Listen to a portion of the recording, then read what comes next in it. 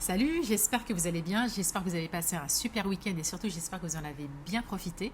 Aujourd'hui, la capsule du jour portera toujours tourner sur l'intelligence émotionnelle. Sur la dernière vidéo, je vous ai partagé les 5 petites astuces qu'on peut mettre en place pour développer son intelligence émotionnelle.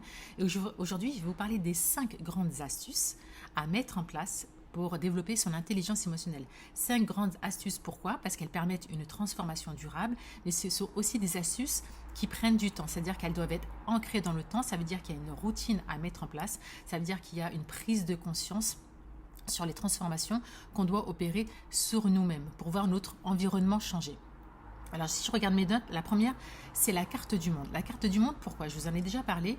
Je vous ai dit, on est quoi? À peu près 8 milliards d'êtres humains sur la planète et potentiellement, on a 8 milliards d'êtres humains qui ont leur propre carte du monde. Ça veut dire quoi? Ça veut dire qu'on voit le monde basé sur nos propres filtres qui sont liés aux filtres sensoriels, qui sont liés à notre culture, qui sont liés à notre histoire, qui sont liés à notre éducation, qui sont liés à notre religion.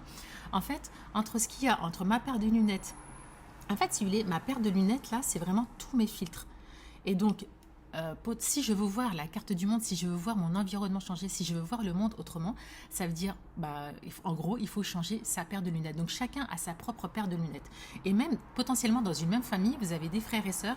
Et bien, les mêmes frères et sœurs, ils vont avoir une carte du monde qui est complètement différente, alors qu'on pourrait très bien se dire qu'on a eu le même environnement, mais les mêmes parents, mais potentiellement quand on est petit, on a vécu des expériences qui qu'on aura codées vraiment chacun de manière différente. Donc ça, c'est hyper important.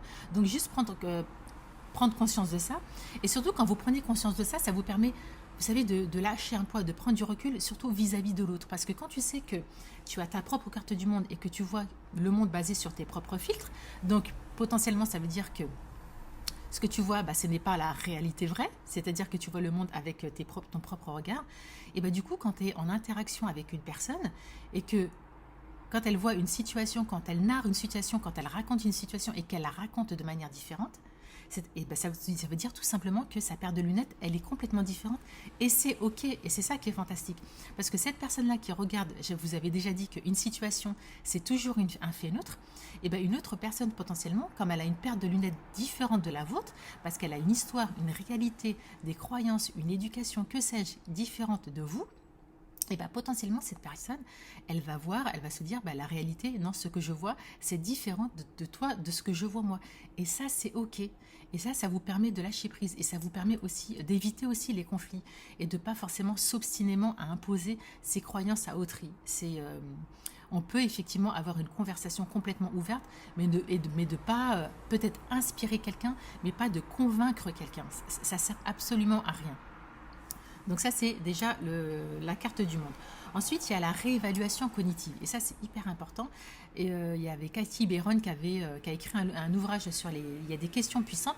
Par exemple, quand vous voyez qu'il y a une situation qui vous arrive, parce que je vous ai déjà expliqué, une situation, c'est toujours un fait neutre. Et chacun voit la situation avec sa propre carte du monde. Donc potentiellement, un fait neutre, vous avez deux personnes, et ces deux personnes peuvent, face à cette situation, avoir des émotions qui sont complètement différentes. Et ça, c'est ok. Donc par exemple, quand je parle de la réévaluation cognitive, c'est-à-dire quand il y a quelque chose qui vous arrive et surtout que vous ressentez des émotions qui sont désagréables et vous avez surtout cette petite voix, vous savez, qui va vous dire « Oh là là, t'as vu celle-là, blablabli, blabla », ça vient vous pourrir en fait, j'appelle ça des pensées poubelles. Et avant de partir loin, parce que vous savez que les pensées, ça génère des émotions et les émotions déclenchent des comportements et ainsi de suite, c'est un cercle vicieux, et déjà, faites un moment stop, d'accord? Et posez-vous déjà la question de savoir, est-ce que ce que je suis en train de voir, est-ce que c'est vrai à 1 milliard de pourcents? On exagère vraiment le truc. Est-ce que c'est vrai? Est-ce que c'est vrai à 1 milliard de pourcents? Vous reposez la question et vous vous challengez comme ça vous-même. Vous challengez vous-même vos propres pensées. Comme ça vous permet d'élargir votre champ de vision et vos champs de perception.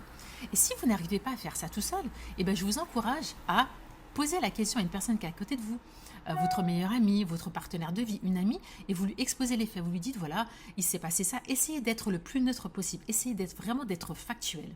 Et de dire, voilà, il s'est passé ça. J'ai ressenti ça. Donc, toi, qu'est-ce que tu en penses? Et vous verrez, en fait, très souvent, la personne, elle voit les choses autrement.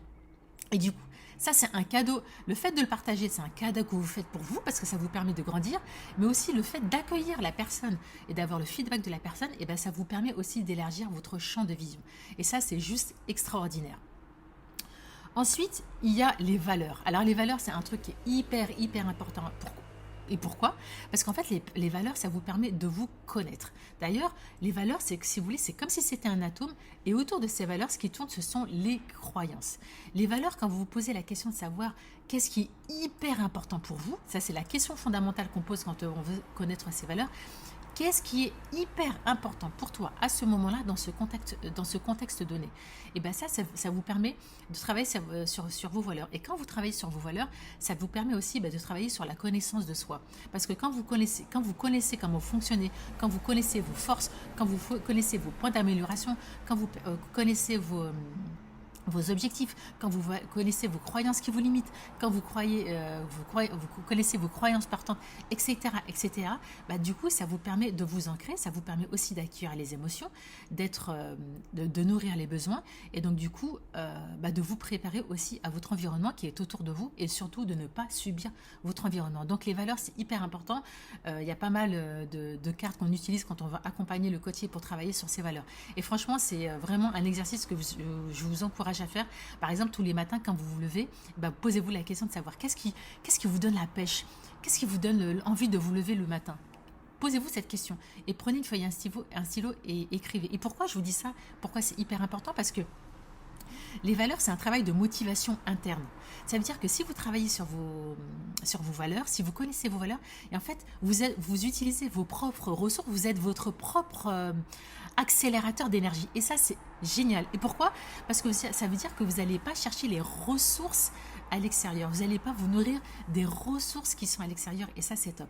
Très souvent, par exemple, quand on a un manque à l'intérieur de soi, on va créer cette relation de dépendance à l'extérieur. Dépendance, ça veut dire la nourriture, le shopping, l'alcool, la cigarette et c'est ça. Et quand on reste connecté à cette dépendance, c'est pas ça en fait. Parce que ça veut dire qu'on ne se connaît pas, on ne se connaît pas, on ne se connecte pas à soi, on ne fait pas un gros travail intérieur pour savoir qu'est-ce qui me manque aujourd'hui que je n'ai pas et donc je vais aller rechercher les ressources les ressources à l'extérieur. Donc ça, c'est hyper puissant. Et ensuite, le dernier point, c'est cultiver son optimisme.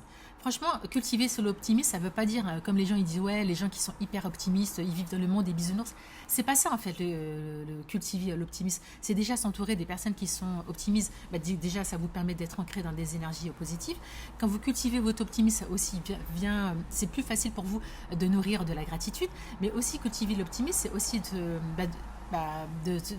se rendre compte que finalement, on a quand même l'essentiel dans sa vie. Et cultiver l'optimisme, c'est aussi avoir cette capacité de voir la difficulté, le point positif, dans les choses qui nous sont difficiles au quotidien et de se dire, par exemple, quand il m'arrive quelque chose, une situation désagréable dans la vie, me poser la question, si cette situation, elle était là pour m'apprendre quelque chose, si cette situation, elle était là pour me faire grandir, en fait, qu'est-ce que ça serait tout simplement?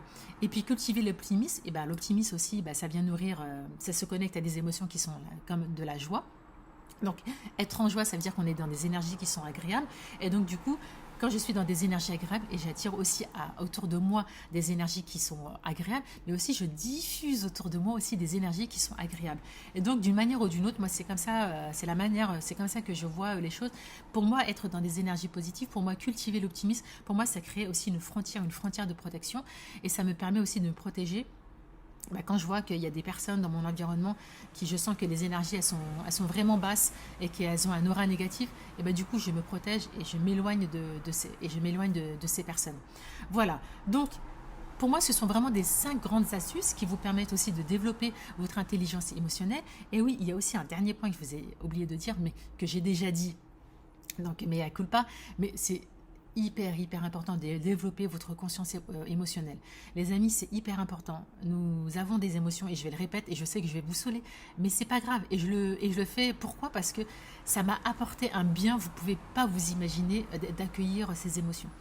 Accueillez vos émotions, ressentez vos émotions, écoutez les messages que vous donne votre corps et surtout nourrissez les besoins qui sont derrière. Et quand vous développez votre conscience émotionnelle, ça veut dire que vous avez cette capacité d'être ancré, d'être dans l'instant présent et vous allez voir votre transformation, c'est juste incroyable. Le cadeau que vous vous faites à vous, c'est juste incroyable. Moi, depuis que je fais ça, comment vous dire, vous allez avoir d'autres prises de conscience. Voilà. pardon, vous allez avoir d'autres prises de conscience. Et il y a des choses qui vont vous paraître beaucoup plus claires. Vous allez faire des liens entre, entre le présent et des choses du passé, sans vous attarder, mais vous allez faire des connexions et vous allez comprendre pourquoi vous avez réagi comme ça. Et ça va vous permettre de grandir. Donc, s'il vous plaît, développez votre conscience émotionnelle. Donc voilà les amis, c'était les grandes astuces pour développer son intelligence émotionnelle et tout ça pour une transformation durable. Voilà, j'espère que cette capsule, elle vous a plu. Je vous dis à très bientôt et surtout, prenez bien soin de vous. Mouah.